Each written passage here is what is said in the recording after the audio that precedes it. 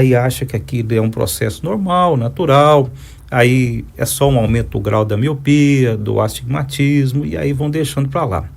Aí eu quero pegar esse gancho para te perguntar, o que exatamente é o ceratocone, em qual momento a pessoa deve procurar ajuda? Sim.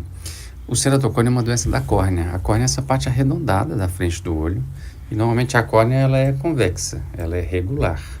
O ceratocone, ela vai ficando progressivamente mais curva e toma o formato de um cone, realmente, por isso que chama ceratocone, ela fica como se fosse um cone, e essa deformidade progressiva da córnea faz com que a visão vai ficando ruim, a qualidade da visão vai ficando ruim, o paciente vai enxergando cada vez menos. E eu queria acrescentar, porque existe também uma associação que ela é muito forte e preocupante, que é o hábito de coçar os olhos. E o desenvolvimento ou o agravamento do ceratocone. Queria que o senhor explicasse, doutor, porque quem está nos assistindo, que um ato tão inofensivo, que parece inofensivo, né, pode causar um dano tão severo à estrutura do olho. Sim, e pode mesmo, né? O principal fator de risco para a doença é o coçar dos olhos. Porque a córnea, ela anatomicamente, ela é como se fosse uma cebola. Vamos pensar assim. A cebola, ela tem camada em cima de camada, né? São várias camadas.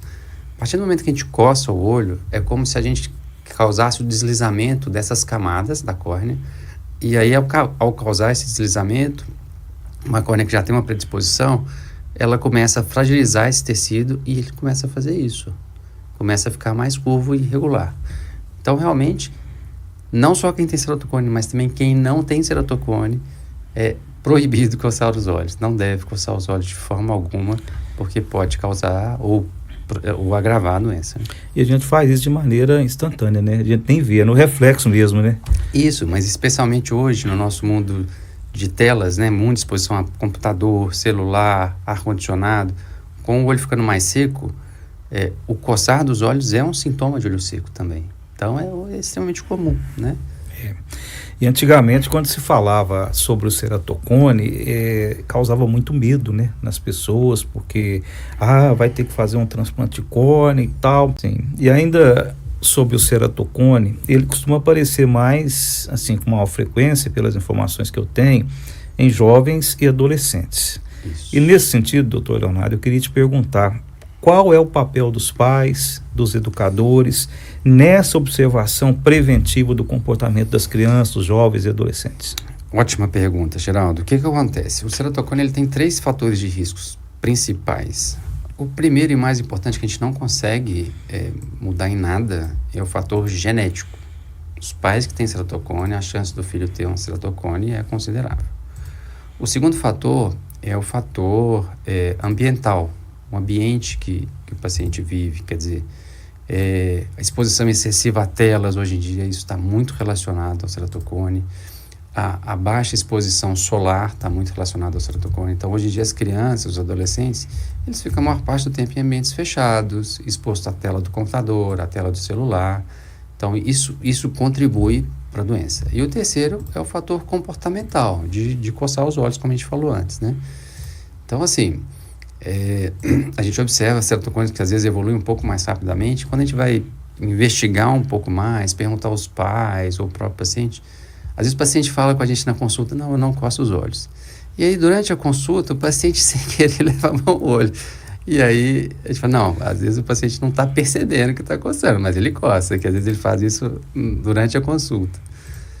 E aí a observação faz toda a diferença, né? E nesse do coçar é o que eu falei, né? A gente faz sem ver, né? Sem ver. E como o senhor disse também anteriormente, né? Nesse mundo das telas que a gente está, né? Então não tem outra saída, né? O olho vai ficando seco, você exato. para de piscar e por aí afora. Exatamente. E o olho seco vai levar o coçar, que muitas vezes não é eficaz para dar conforto, e aí o paciente coça mais. Então, assim, o tratamento do olho seco é super importante. E aos pais, assim, observar os filhos se estão tendo dificuldade para enxergar.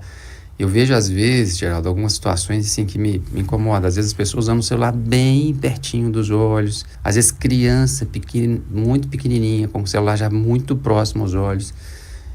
Não existe ainda uma publicação científica que confirme uma ligação direta entre a exposição excessiva a telas e ceratocones. Mas a prática clínica dos oftalmologistas mostra que muito provavelmente a associação existe. Então, ter esse cuidado com as telas. Até aproveitando esse gancho, doutor, hoje a gente vive no mundo digital, não tem muito o que fazer mais. Sim. A gente daqui para frente, a tendência é só continuar nisso aí. E a gente vive no mundo das telas. A gente passa o dia dividido aí entre o celular, o computador, a televisão. Então, você está trabalhando é computador e celular.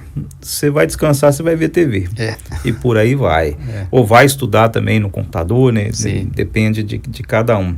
Agora, como essa luz azul, ela bate no olho da gente, nessa das telas, e o hábito de piscar menos diante das telas, né? E aí vão afetar a lubrificação dos olhos. Eu acho que isso é uma dica importante. E o que a gente pode fazer para, sei lá, digamos, mitigar essa fadiga visual? Ótima pergunta, Geraldo. Existem alguns pontos importantes.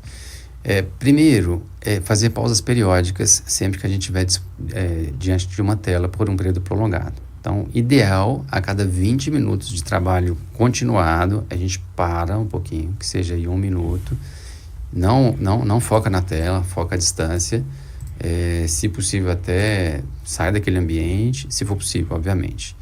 Segundo, os lubrificantes, eles não causam mal nenhum para o olho, nenhum. Especialmente hoje em dia que a gente tem muito lubrificante sem conservante. Então, eu particularmente no meu dia a dia, eu pingo nos meus olhos, pelo menos 3 vezes ao dia eu pingo um lubrificante. Por quê?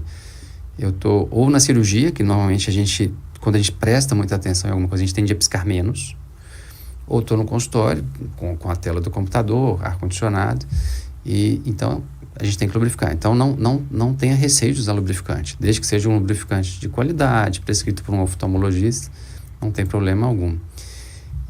Então basicamente é isso, dar essas pausas periódicas, lubrificar, prestar atenção se não está levando a mão nos olhos e tentar realmente evitar coçar sempre que possível.